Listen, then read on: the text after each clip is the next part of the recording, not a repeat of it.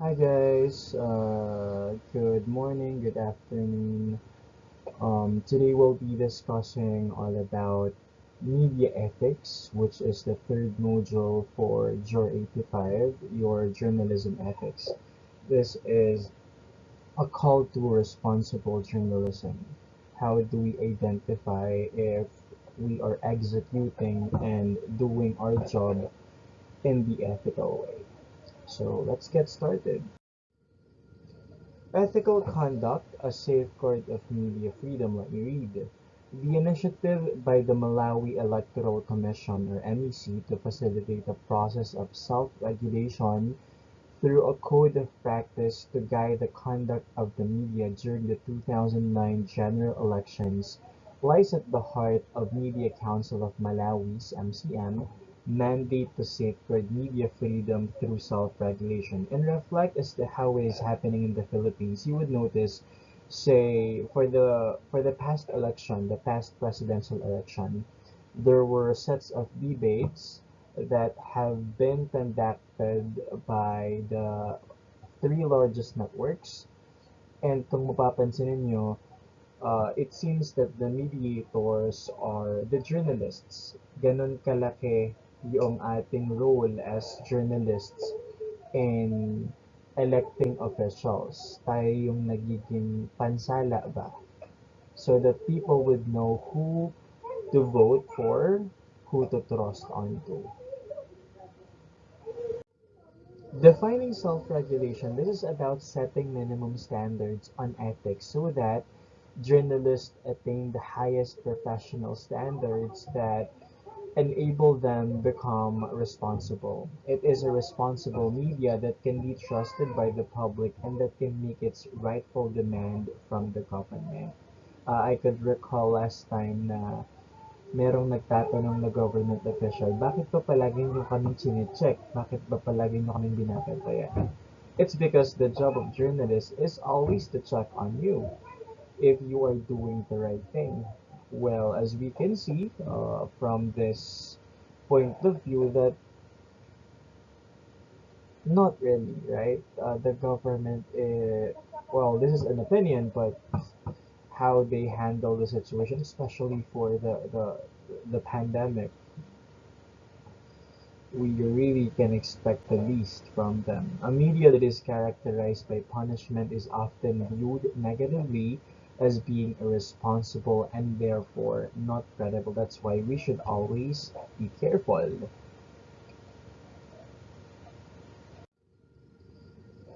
Who eats ethics? Let's talk about media betrayal. It has made media practitioners or industry succumb to various pressures ranging from poor remuneration packages, ambush managers, tight lips, political pressure, commercialism, and ownership.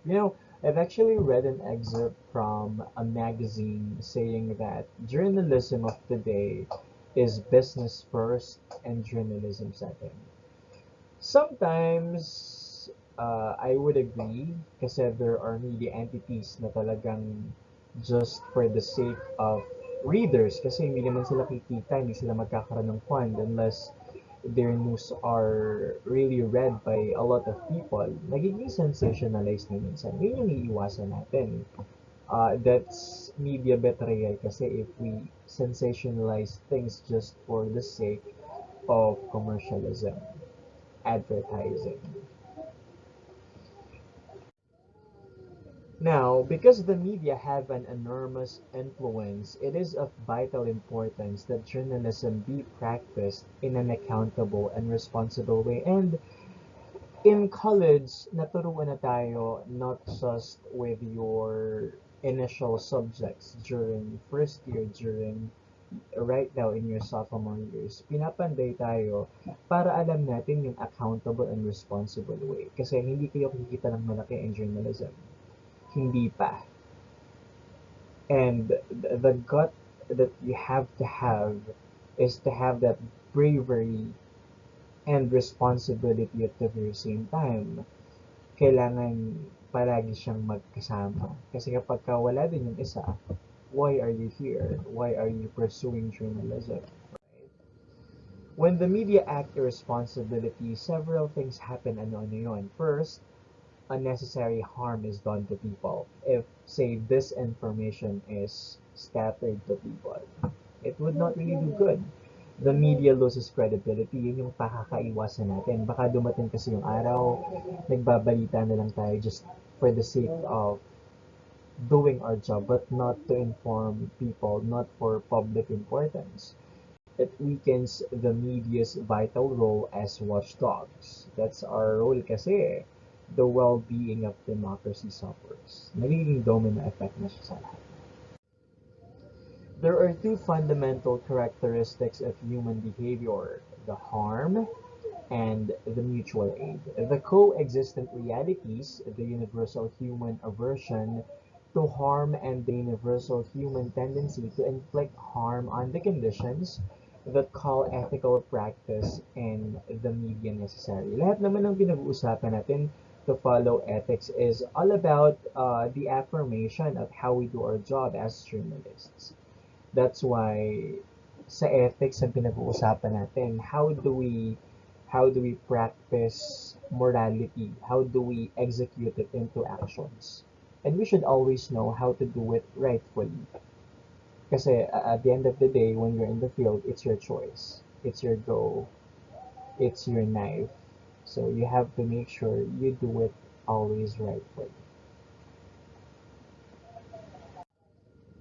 Anyone can write or express their views in any way they want. That's true. However, if journalism is going to be recognized as a profession, then it must have ethical standards, professional training that enables a prospective practitioner or professional to acquire a body of theoretical knowledge, a set of skills, cultivate the necessary qualities, and finally go through a rigorous process of practical experience.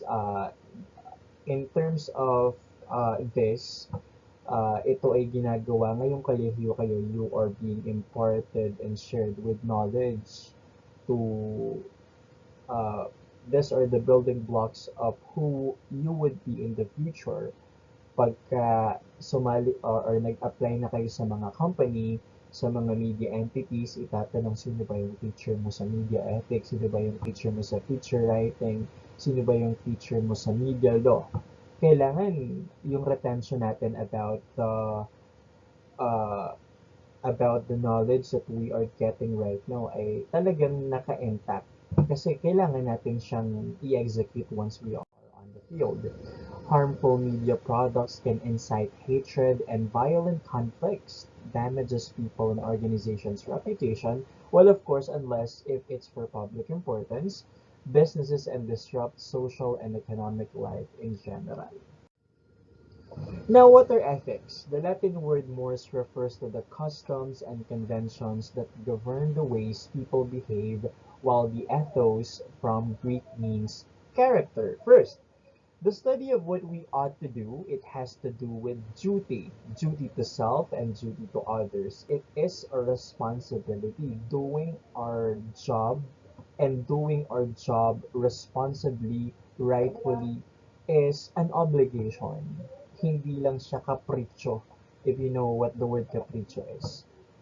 Hindi tayo parang nagbebenta lang ng gulay na pag nakabenta na tayo, naubos yung pamilya natin, okay na. The responsibility of journalists is beyond our duties just to report, but also to inform people on what is and what's not.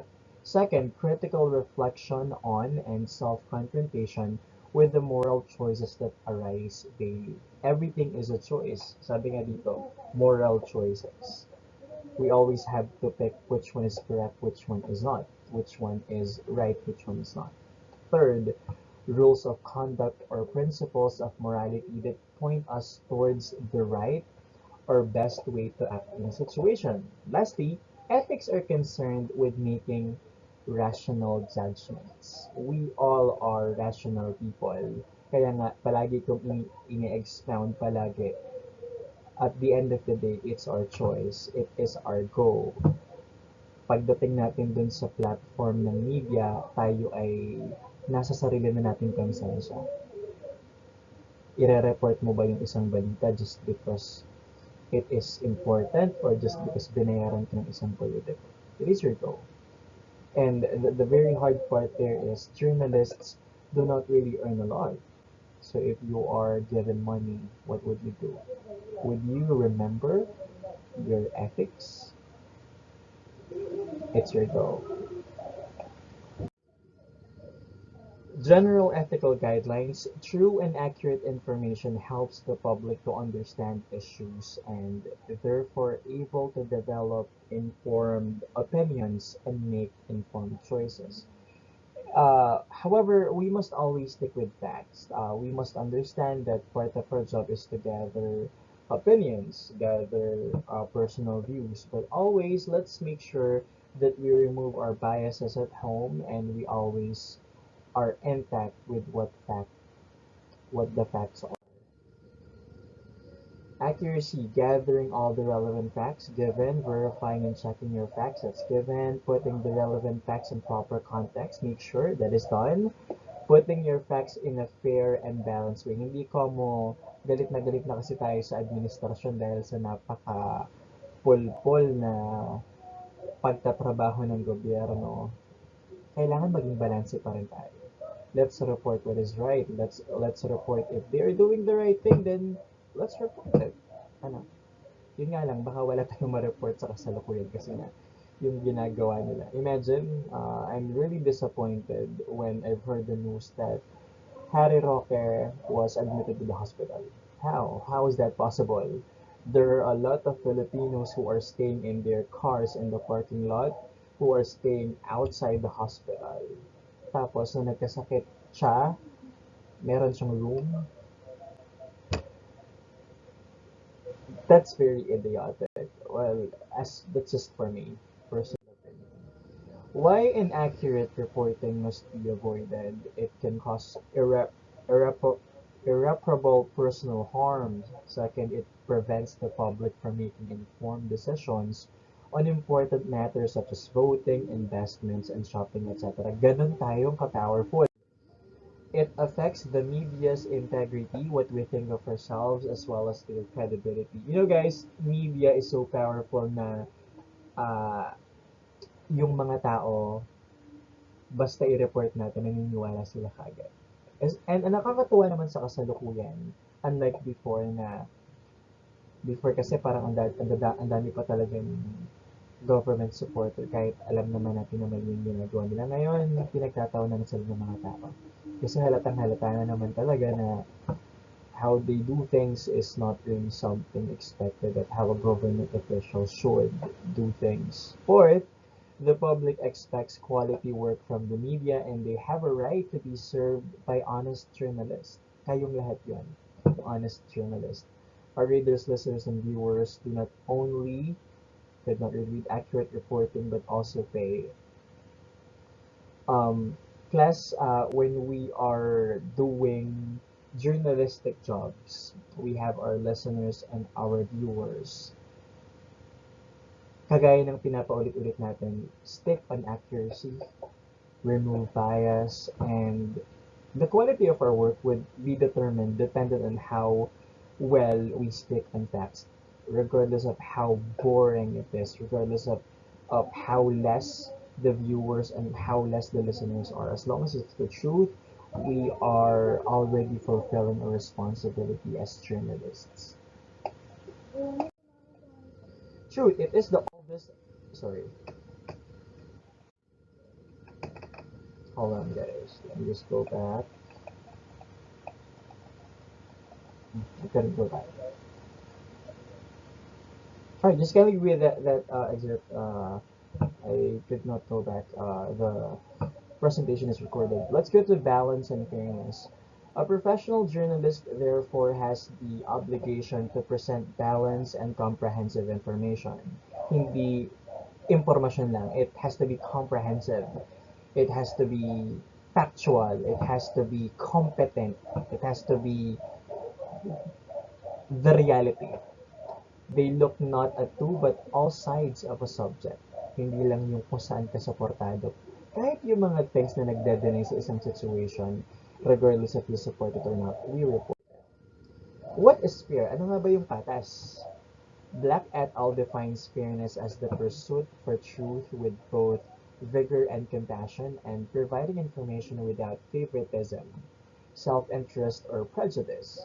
According to Black et al., what is required is to be open-minded, avoid biased reporting, stereotypical portrayals, and unsubstantiated allegations. That's very self-explanatory. I would no longer elaborate. Aspects of fairness. The choice of words. Fairness means choosing your words most appropriately in order to justly reflect and depict the reality that you are reporting on. The quest for perspective. You cannot properly communicate a story without putting it in its proper perspective or context. Yung isang storya kasi, in order for it to be reported without bias fairly, meron siyang tailor-fitted na context at perspektibo. Hindi lahat ng hard news has to be reported seriously. Not really in comic form ha, but what I mean is sometimes it could be light, it could be light, it could not really weigh a lot of emotions when you report it. Depende sa konteksto.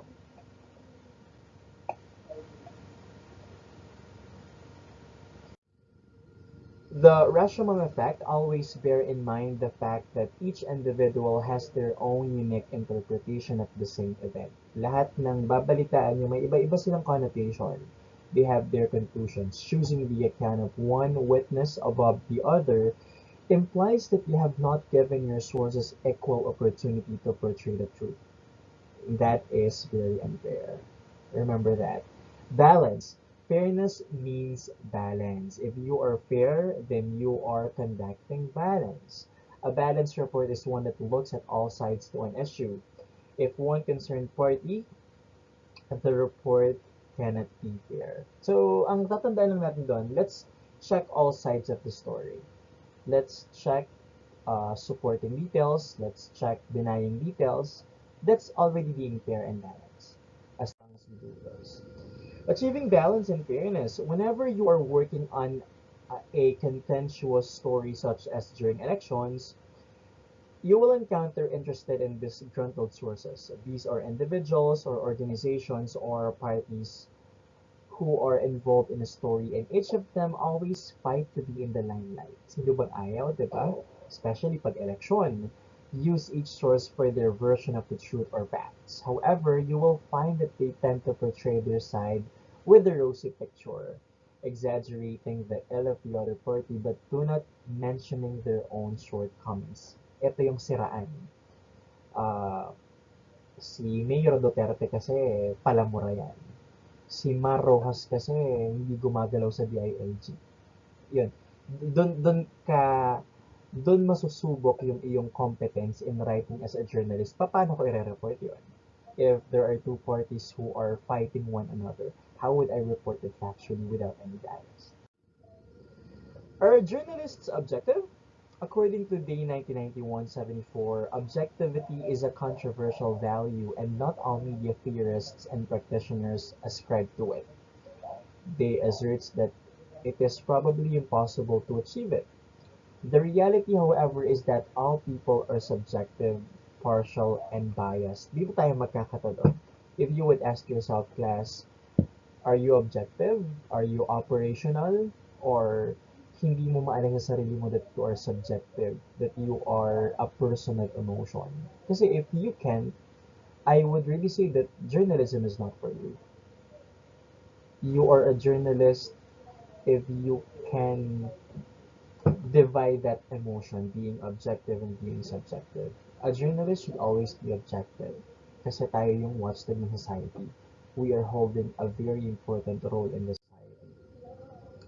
Objectivity is a commitment. The first step to overcoming subjectivity is therefore to understand although you are a journalist, but as a human being, you are subjective. You must understand that.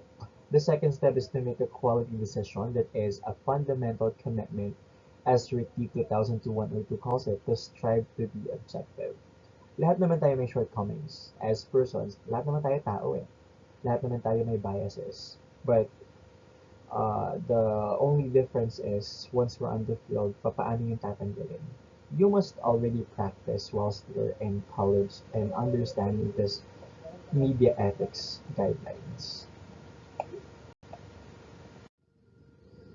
There are various pressures and challenges preventing journalists behaving ethically. This range from poor remuneration packages, ambush managers, tight lips, political pressure, commercialism, and ownership. Ito yung na-discuss na natin kanina. Pagdating nyo kasi sa field, guys, siguro hindi nyo pa mararamdaman ngayon kasi ang mga kasalumuhan nyo naman, teachers, classmates. Pero once you're on the field, tapos ang galing-galing mo, lalabas yung maraming kamay, lalabas yung maraming pabor, tapos doon mo susukatin yung sarili mo kung journalist ka ba talaga. Kasi if you are someone who can be paid and pamper the truth or put sensationalism on facts, nakakahiya.